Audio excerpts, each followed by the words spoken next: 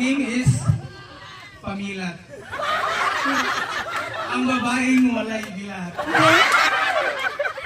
Naniwala po ako sa kasabihan, kung pangit man ako sa inyong paningin, mas pangit ang nakasunod sa akin.